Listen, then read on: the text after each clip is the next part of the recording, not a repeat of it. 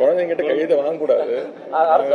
NEET தேர்வுக்கு கிட்டத்தட்ட 1 கோடி கையெழுத்து வாங்கணும். அப்போ பார்த்தீங்கன்னா பள்ளி மாணவர்கள் எல்லாம் தவிர்த்துட்டு தான் நாங்களே கையெழுத்து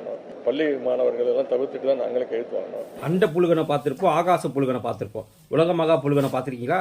நம்ம உதயநிதி ஸ்டாலின் அவர்கள் தான் ஒரு பெரிய பொய்யை உருட்டி விட்டுருக்காரு. என்னன்னாக்கா, நீட்டுக்கு எதிராக கையெழுத்து வாங்கும் போது அவங்க மாணவர்கிட்ட ஒருத்தர் கூட கையெழுத்து வாங்கலையா, அவங்க மாணவர் பக்கமே போலியாம். மாணவர்கிட்ட கையெழுத்து வாங்குறது தப்பான்.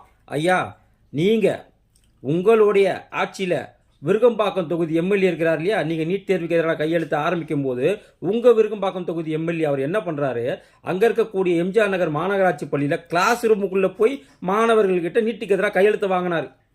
அப்போ நீங்கள் அவர் மேலே நடவடிக்கை எடுக்கலையே, அது தப்புன்னு சொல்லலையே, அவரை சஸ்பெண்ட் பண்ணலையே, அவர் கைது நடவடிக்கை எடுக்கலையே, அவர் மேலே வழக்கு போடலையே. இப்போ பாஜக செஞ்சால் மட்டும் அதன் பாஜக மீது நடவடிக்கை எடுக்கப்படும். என்னையா உங்கள் உருட்டு?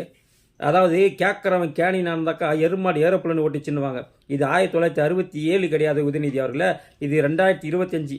நீங்கள் அப்போ ஏமாற்றி இந்திய எதிர்ப்புன்னு சொல்லிட்டு ஆட்சியை பிடிச்சிங்க. இங்கே அப்படி கிடையாது. இந்த இந்திய எதிர்ப்பு தான், இந்த மும்மொழி கொள்கை தான் உங்கள் ஆட்சியிலேருந்து இறக்க போகுது. ஏன்னா மக்கள் தெளிவாக இருக்கிறான். அதனால தான் 36 மணி நேரத்தில் 2 லட்சம் வாக்குகளை வாங்கி ஆதரவு பெருக்கி கொண்டிருக்கிறது இந்த மும்மொழி கொள்கைக்கு.